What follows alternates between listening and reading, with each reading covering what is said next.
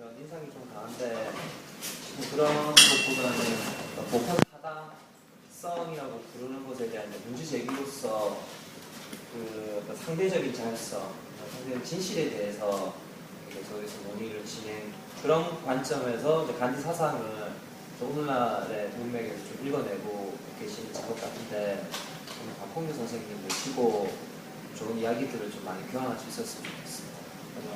강좌 시작하기 전에 프로젝트 팀의 연구 책임자이신 고명환 선생님이 간단한 인사 말씀 해주시고 시를 두고 있는 것 중에 하나가 근대 정치 사상사에서 이제 정치적인 결사와 사회적인 연대 그리고 감각적 결속 그리고 그 속에서 정리함의 지위가 어떻게 되었는가가 이제 저희 1년차의 가장 고민을 두고 연구할 주제인데요. 그래서 오늘의 이 반디와 아나키즘이라는 주제는 저희가 운동 연구를 하는 주제에서 가장 핵심적인 주제 중에 하나라고 할 수 있을 것 같습니다. 네, 여러 가지로 바꾸신 중에 와주신 여러분들과 무엇보다 박홍규 선생님께 감사합니다.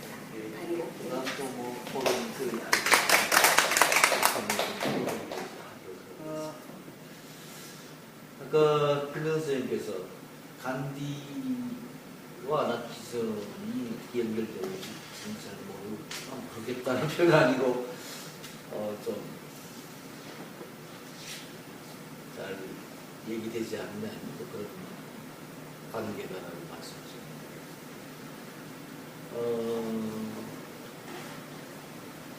그러니까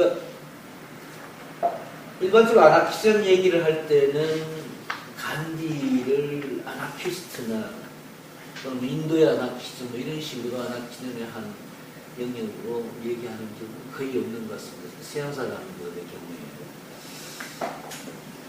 뭐 지금 인도에서도 뭐 간디나 또는 간디 유사한 사상가들을 아나키즘이라고 얘기하는 경향도 별로 없는 것 같습니다. 그래서 간디를 아나키스트로 이야기하고 간디 사상을 아나키즘과 연관시키는 관점은 그다지 일반적인 관점은 아닙니다. 그러니까 저 같은 경우는 이제 뭐 제 어린 딸의 이야기를 빌려서 말씀드리자면 생긴 건 인간이라고 생긴 건 모두 아나키스트로 보려고 노력하는 아나키스트라고 영광스럽고 좀 황당하고 좀 그렇습니다. 뭐 1시간 정도 간디와 아나키즘에 대해서 이야기를 하는 계획이고 그 다음 또 뭐 토론이 그렇게 되는데 이렇게 뭐 좀 이야기를 하도록 하겠습니다.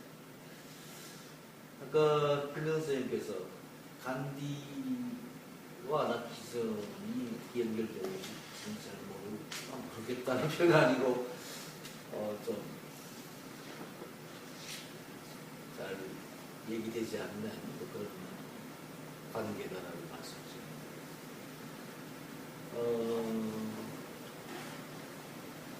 그러니까 일반적으로 아나키즘 얘기를 할 때는 간디를 아나키스트나 또는 인도의 아나키즘 이런 식으로 아나키즘의 한 영역으로 얘기하는 경우는 거의 없는 것 같습니다. 서양 사람들의 경우에는. 뭐 지금 인도에서도 뭐 간디나 또는 간디 유사한 사상가들을 아나키즘이라고 얘기하는 경향도 별로 없는 것 같습니다. 그래서 간디를 아나키스트로 이야기하고 간디 사상을 아나키즘과 연관시키는 관점은 그다지 일반적인 관점은 아닙니다. 그러니까 저 같은 경우는 이제 뭐 제 어린 딸의 이야기를 빌려서 말씀드리자면 생긴 건 인간이라고 생긴 건 모두 아나키스트로 보려고 노력하는 아나키스트라고 존재하지 않았다. 간디가 평생 어떤 뭐 자리도 가진 적이 없고 어떤 육파의 장의 자리를 가진 적이 없고 그야말로 간디의 어떤 운동이라고 하는 것은 아주 이례적이고 단속적인 것입니다. 그러니까 한 번 하면 끝. 그러니까 박원순 같은 간디는 아니었어요. 제가 박원순이한테 제발 그만둬라. 넌 그냥 계속 희망만 제작하고 죽어. 그게 네 길이야. 이렇게 저는 얘기를 항상 제 말을 안 듣고 지금 까불고 있는데 아마 조만간 사고 칠 것 같습니다. 사고 안 칠 것 같아요. 그런데 간디의 경우에는 어떤 운동이라고 하는 것이 사실은 독립운동 정치적인 의미로 연결되지도 않았습니다. 간디 자신의 경우에는. 간디는 거의 죽기 직전에 영국에 대해서 이제 물러가라. 이제 그만 끝내자. 이제 그만 까. 뭡니까? 친구예요. 친구. 이제 충분하다? 뭐라 하지? 그만해라. 죽기 직전 정도에서 그만해라 합니다. 그 전까지는 대단히 그 인도 영국 정부에 대해서 거의 이 일제시대 때 우리나라에서 비교해서 말씀드리자면은 뭐라 그럴까 거의 친일파 비슷한 정도로까지 친양파였습니다. 간디는 뭐 영국 그 당시 영국 자기들의 어떤 제국이었던 영국의 뭐 러스킬을 비롯한 많은 사람들의 사상을 받아들였고 그걸 공개적으로 얘기했고 그러니까 우리 같으면은 뭐 안중근 의사가 뭐 일본의 뭐 이 정치인이나 일본의 지식인들의 막 책도 번역해서 막 이거 좋은 책인데 일본 안 하고 이런 식이었다는 이야기죠. 더더구나 결정적으로 우리의 독립운동의 의미와 간디에게 뭐 다른 것은 간디는 영국은 아무 잘못이 없다. 인도가 이렇게 식민지를 당하고 있는 것은 인도인 자신 탓이다. 영국하고 문제가 없고, 영국과는 관련되는 문제가 아니다. 이거 서양 문명이라고 하는 것은 인도인들이 간디의 정치이냐, 간디의 사상이 인도 독립 이후, 뭐 동천도 마찬가지로 생각을 합니다.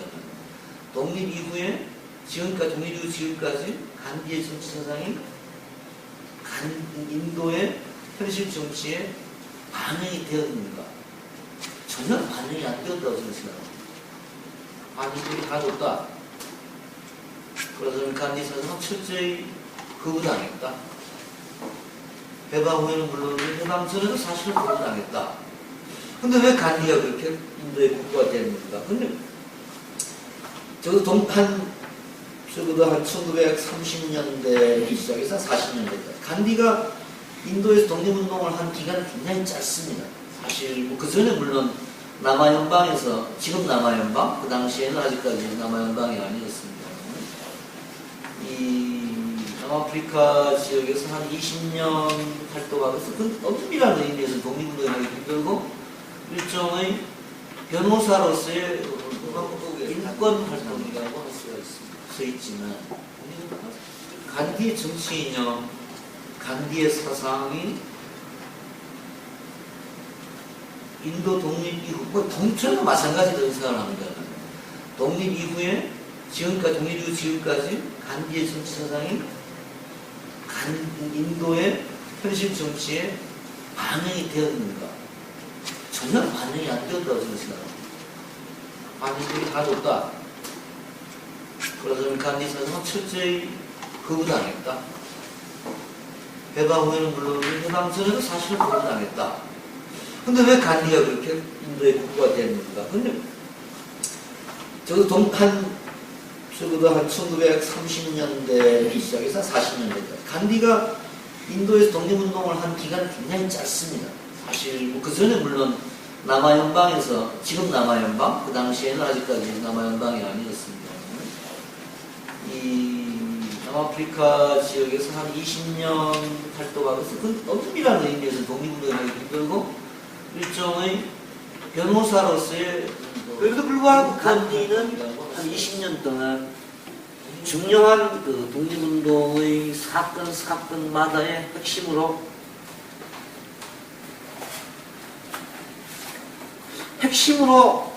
상징으로 존재하긴 하는데 이게 뭐 아까 말한 무슨 정치적인 어떤 조직이나 사상적인 맥락이나 이런 것으로 연결되는 게 전혀 아니라 그냥 상징으로. 그래서 어떤 고비마다 대중적인 어떤 운동을 일으키고 그 대중적인 운동이 또 사라지는. 대중운동이라 항상 그런 대중운동이라는 표현이 그렇고 민주운동이라는 표현을 하던 거는 가령 뭐 유명한 게 소금행진인데 뭐 한두 달? 뭐 그래서 소금행진을 하고 그리고 이제 무슨 반납세운동, 최초의 어떤 경제투쟁이죠. 반경제투쟁이죠. 하고 난 뒤에 또 그걸 그치고 왜 그칠 수밖에 없고 감옥에 가니까 그 사람 또 5년 살고 나와서 또 한 번 그렇게 하고 뭐 이런 식이죠. 간디의 운동이라는 게 이게 왜 지금 유명한가?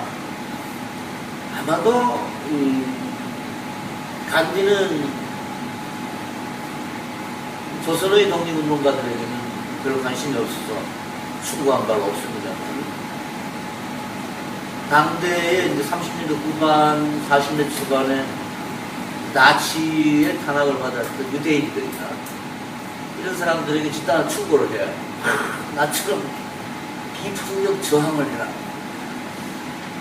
이런 비폭력 저항이 독일에서 통했을까요? 어떻을까요? 뭐 그런 것 때문에 지금도 논쟁이 있고, 예를 들어 뭐 아렌트 같은 사람은 간디를 맹비난을 하죠. 마틴 부르 같은 사람은 웃기지 마라. 이게 뭐 인도였기 때문에 영국의 영향력이 수반인데서 가는 그런 얘기가 거의 지금 나오지 않죠. 내가 왜 30대 초반에 아내하고 더 이상 잠을 자지 않았나? 내가 왜 애들을 학교에 보내지 않았나? 이런 이야기. 내가 왜 고기를 먹지 않았나? 내가 왜 거짓말을 하지 않았나? 내가 왜 아버지가 죽은 날 아내하고 잠자리를 하다가 아버지의 임종을 못 보고 이렇게 괴로워하나? 이런 이야기. 이런 이야기를 자수전에서 하고 있습니다. 아마도 제 생각에는 그런 이야기가 그 당시 인도 사람들에게 대단히 나름의 의미가 있었고 그런 이야기가 인도 사람들을 예를 들어 뭐 소금투쟁이나 그런 물레투쟁이나 이런 것을 끌지 않겠는가라고 저는 생각을 하는데 그게 그런 어떤 간디의 근본 사상? 뭐 그걸 저는 이제 아나키즘이라고 부르는 건데 그게 일제시대 때 조선 식민지에 간디의 이름을 들었던 사람이에요. 간디를 그 당시 이미 1930년대에 식민지 독립투쟁의 상징처럼 된 간디를 누가 불가하려는 해방후에 불가하려는 여러 가지로 좀 문제고 저보고 되는 비상적인 게 아니냐. 그래서 특히 이제 평화운동, 비폭력 평화운동이라고 하는 이건 사실은 우리나라에서 만들어졌다기보다도 1960년대에 마틴 루터킹을 통해서 이제 간디 이미지가 다시 형성이 된 또는 그 1940년대 후반에 그리고 시즌이 전화대천에 무슨 자치운동도 아니고 아무것도 아닌데 사실은 굉장히 적극적이고 어떻게 좀 낭만적이고 황당무계하고 그러니까 이 네루 같은 사람들 간디를 따르는 사람들도 환장하는 거죠. 그다 또 뭐 조금 뭐 어디서 소금 투쟁에 좀 따라다니는 사람들이 뭐 어디 벌명이 들고 어디 관련한 인도 순사를 한테 쥐박아가지고 피가 흐르면 또 그다음부터 낙탄식 한다고 구워버리니까 모든 그 행진이고 뭐 운동이 다 중단되어 버리고 다들 간디가 이게 얼마나 단식을 하느냐 이거에다 초점을 맞추니까 모든 중단되어 버리고 뭐 환장하죠 사람. 지금 말하자면 이건 진짜 웃기는 이야기지.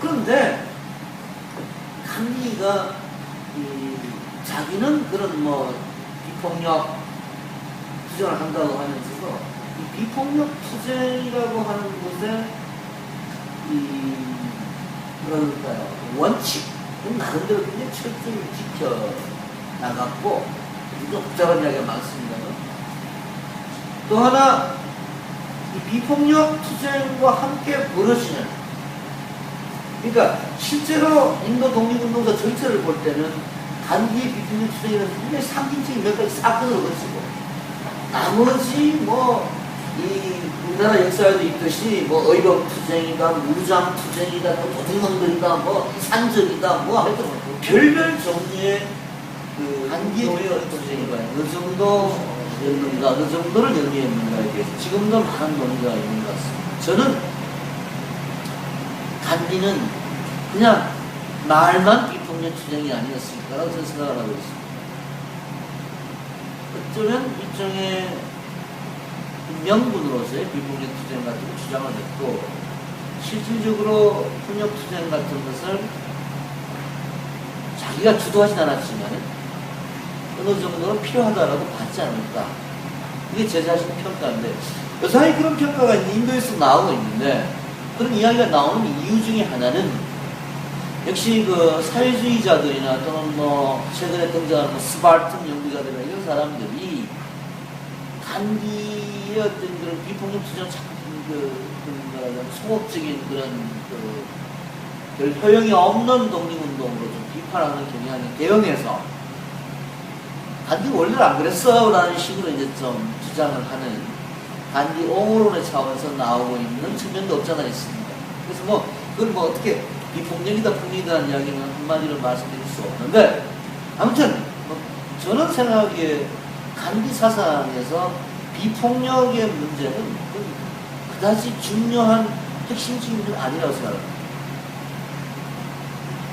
또는 뭐 이 비폭력으로 상징되는 뭐 종교적인 신앙인으로서의 어떤 간디 이미지도 본질적인 게 아니라고 생각합니다. 제가 이해하는 간디 사상의 본질은 역시 아까 처음에 말씀드린 포스트 모더니스트로서의 그것이 가장 간디 사상의 어떤 인간화 문제, 인도인의 인간화 문제. 그러니까 뭐 인도인의 인간화 문제는 아니라 인류의 인간화 문제. 이게 인간이 결국은 인간답게 살기 위해서는 19세기, 20세기에 극성을 부렸던 서구 제국주의로 얘기되는 그 모든 것들을 근본적으로 재검토할 필요가 있지 않느냐라고 주장합니다. 뭐 아시다시피 여러 가지 뭐 서양 서구 사상 자체에 대한 논의, 최근에 뭐 포스트 모더니즘에까지 여기까지 다시 논의가 있는 걸 잘 알고 계실 것이고 또 그것에 대한 대안으로서 또 뭐 어떤 사람들은 뭐 동양적인 것, 어떤 사람들은 뭐 공자, 뭐 수많은 이야기가 뭐 어떤 사람들은 뭐 도학 이야기하고 뭐 많은 사람들이 많은 얘기를 하고 있습니다만 제가 워낙 그 가방끈이 짧아서 지금까지 읽어본 바로는 그래도 간디가 제일 저한테는 좀 마음에 드는 구석이 있어서 간디 책을 좀 읽고 뭐 이렇게 간디식으로 사는 게 궁극적으로 어떤 뭐 서양 자본주의, 서양 어떤 그런 서양의 모든 것 또는 그것에 대한 반성 또는 그것에 대한 대안으로서 다른 어떤 논의보다도 저는 선생님 사실 관련론이야 그다음에에서 스스로 배워올리다라는 그 키워드가 아나키즘과 선생님이 설명하시는 아나키즘과 관련해서 아주 중요한 키워드라고 생각이 들어서 거기에 대해서 질문했는데 그 앞부분 첫 번째 질문 앞부분에는 앙시에르의 그 루시안 스승이랑 프레이리의 논의 내용을 조금 요약했고요. 뒷부분에 1, 2 내용 좀 요약했고, 그래서 네 번째 1.4만 보도록 하겠습니다. 의도한 것인지는 모르겠지만 이 책에서는 해방이라는 단어를 쓰고 있지 않다. 당시에 대해 무지한 스승은 진짜 해방의 기획이며 프레이리의 교육론은 해방의 행동 이론을 위한 것이다. 1, 2는 열등성을 생산하고 계급을 유지시키는 교육의 문제를 교육 내부의 문제로 해결하는 것이 아니라 산업 과정을 재편함으로써 해결하려고 했다. 한편 앙시에르는 사회의 기대에 톱니바퀴를 내버려주는 자는 해방의 전기 에너지를 순환시키는 기회를 갖는다 라고 하면서 해방을 사회 질서 내부에서 찾으려고 한다. 그는 해방된 자는 자신의 사회 질서에서 기대할 수 있는 것이 무엇인지를 안다. 그래서 그는 사회 질서에서 커다란 소동을 피우지 않는다 라고 하면서 사회 질서에서 뿌리 내리지 않는 보편적 가르침에 대해서 이야기한다. 1, 2가 말하는 산업과정의 교육적 재편이 또 다른 학교화를 개발시킬 수 있다고 좀 생각했고요. 앙시엘에 기대할 것이 정해져 있는 사회 질서에서 볼 때 해방은 역설적으로 억압된 사회 체제에서 나오는 것이 아닐까라는 생각이 들어서 해방이라는 것은 어쩌면 또는 뭐 인도 억압된 전통 사회 사상이나 체제와 힌두교 사상에 대한 재해석, 재조명 이런 걸 통해서 또 인도 사람들에 대해서도 뭐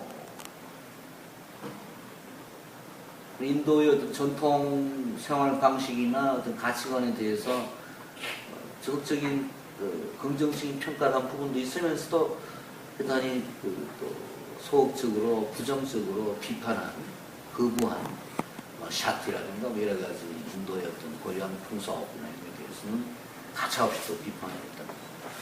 그런 태도를 가졌던 것 같습니다. 저는 그런 간디의 태도는 옳지 않겠는가라고 생각합니다. 또 말하자면 간디 민족주의자라고 볼 수 없지 않느냐. 민족이라고 하는 의미를 간디가 물론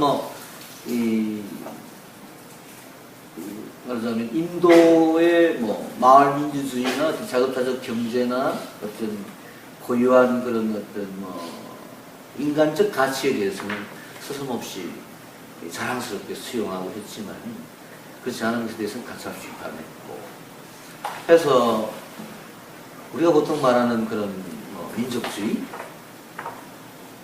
자라고는 볼 수 없지 않습니까? 오히려 코스모폴리탄의 입장이 아니겠는가라고 저는 생각이 되고 영국 사람이든 누구든 간에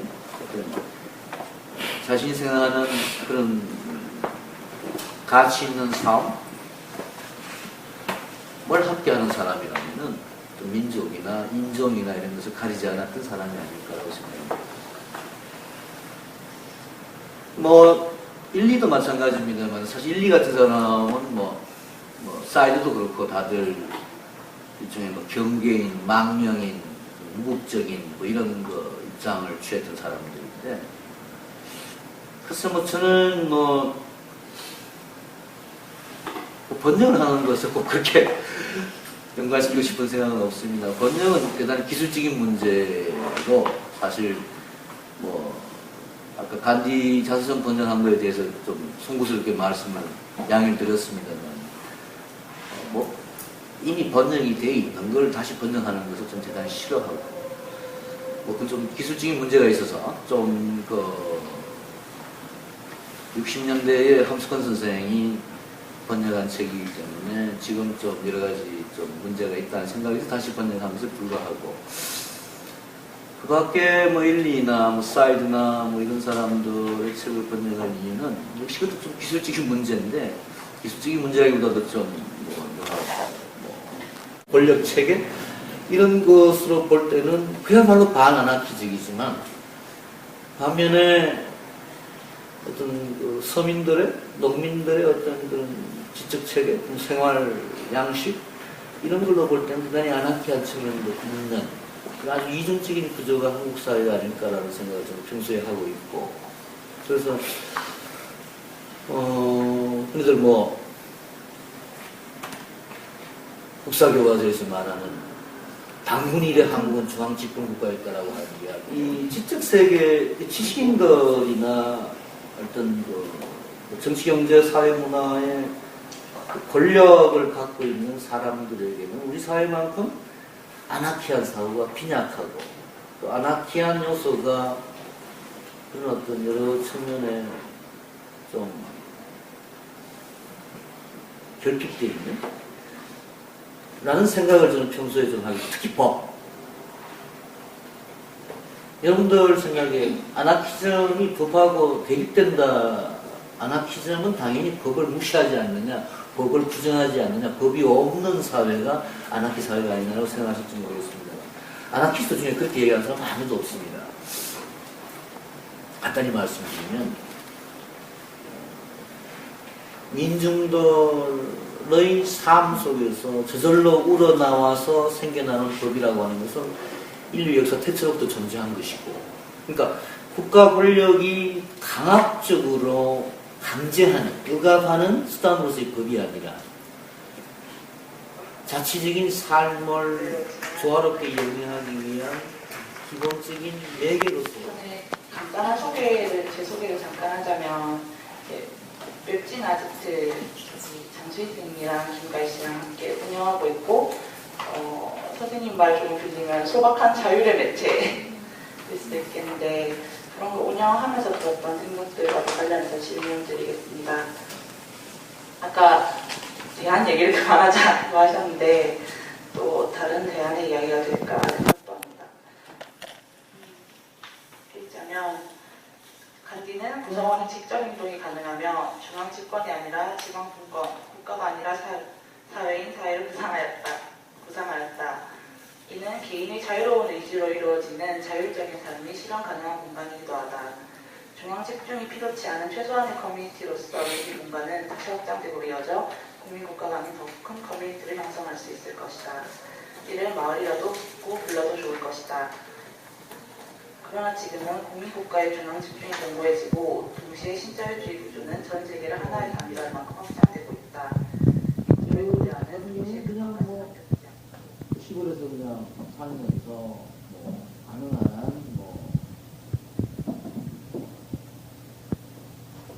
어떤 좀 제도나 어떤 가치나 이런 것에서 벗어나서 살려고 그냥 꼼지락꼼지락 그러는 정도인데, 그게 특별한 것이라고 생각되지 않고, 또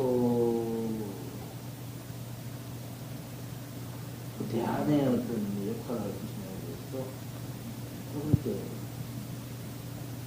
확신을 가지고 있습니다. 일리 간디 같은 사람은 물론 소박한 자율의 삶이라고 요약할 수 있는 그런 여러 가지 가지고서 전문가로 이렇게 얘기했습니다. 그런 얘기를 많이 했는데, 저는 그게 얼마나 가능할지 확신은 없습니다. 또 제가 전쟁이도 아닌데 어떻게 그걸 확신할 수 있습니까?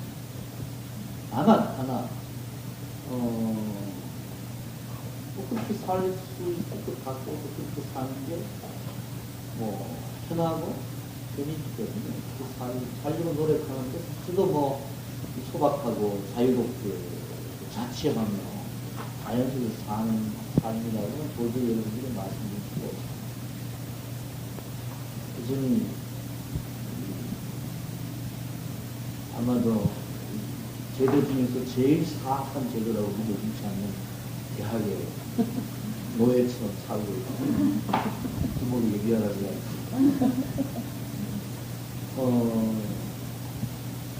그걸 좀 벗어나려고 아부산에다도 먹고 살기 막막하고, 또 조그마한 밭대기를 가지고 열심히, 그 사람들은 열심히 유기농을 한다고 해도 저희들 식구끼리 먹기도 부럽고, 이걸 팔아서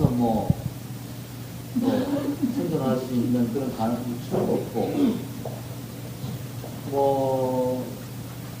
자가용이나 무슨 핸드폰이나 이런 것 정도를 인터넷을 사용하지 않는다고, 텔레비전도 안 본다는데, 이게 무슨 이렇게 자율적인 건지 잘 모르겠고, 그렇습니다.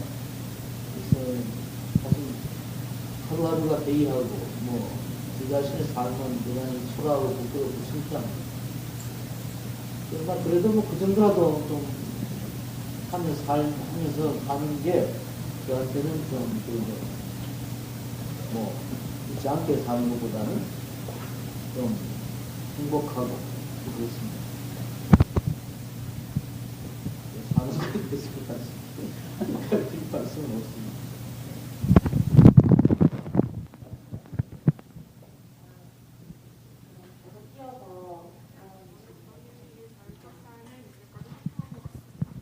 하지만 오늘날 내가 주도하여 판단하고 선택하는 자유는 개인의 역량에 따라 큰 차이를 보이고 있습니다. 즉 개인이 선택할 수 있는 자유의 폭이 저마다 다르다고 생각하는데요. 그렇다면 이제 여기서 간디가 말하는 자치 사회는 어떻게 가능한지, 다른 의지 자유를 추구하는 개별자들이 어떻게 사회를 구성 혹은 결속하며 공통의 합의를 만들어내는지에 대한 고민이 있습니다. 간디도 그런 사회를 만들지 못했습니다. 간디 혼자 만들 수 있는 것도 아니고 머리 좋다고 만들 수 있는 것도 아니고 이게 사회가 바뀌어야 됩니다. 간디는 인도가 이렇게 바뀌기를 희망했고 근데 간디가 그런 어떤 자율적인 자치사회를 구상하면서 뭔가 뭐 예를 들어 뭐 특출한 지방자치의 뭐 방안을 내놨다거나 이런 게 전혀 없습니다. 대단히 무책임한 사람이죠. 그냥 그 옛날 그러니까 인도라는 사회가 우리도 마찬가지였다 아까 말씀드렸습니다만은 강력한 중앙 집권 왕조 권력이 있으면서도 인도의 대부분의 농촌 사회는 자치적인 마을 민주주의, 직접 민주주의를 일으켰다라고 간디가 얘기하는 거죠. 근데 그것도 사실 지금 사실 역사적인 사실이냐 아니냐가 논의가 되고 있습니다. 그런 게 있었나 진짜. 예를 들어 우리 역사에도 뭐 향약 두례 같은 게 있었다고 얘기를 합니다. 근데 향약은 사실 어떻게 보면은 1984년 이상으로 강압적인 그런 어떤 통치 구조일 수도 있습니다. 예를 들어 가령 뭐 실학에서 우리가 흔히들 뭐 민본주의, 민권주의, 뭐 미민주의 사상의 어떤 대표적인 학자를 얘기한 정약용 선생이 향약 철폐를 주장하는 사람인데, 근데 정약용 선생이 향약 철폐를 주장하면서 내드는 게 아주 강력한 중앙 집권 국가예요. 그러니까 거의 무슨 다섯 집마다 스파이를 두고 이렇게 계속 확대되어가지고 그야말로 서로가 만인에 의한 만인의 감시와 처벌의 사회를 구성하는 유럽의 어떤 그런 복부가 말하는 감시와 처벌보다 훨씬 강력한. 저는 정약용 선생 책을 읽을 때는 진짜 뭐라고 이야기를 해야 되나 이 양반을 도대체 이게 그렇게 현실적으로 어떻게 가능했을까? 또 가능할까? 그러니까 뭐 아마 우리 전통 사회가 어느 정도였을까? 아까 잠깐 말씀드렸습니다만 간디가 얘기한 마을 민주주의가 마을 민주주의가 이루어졌다라고 하는 또는 마을 작업 경제가 이루어졌다라고 하는 그런 그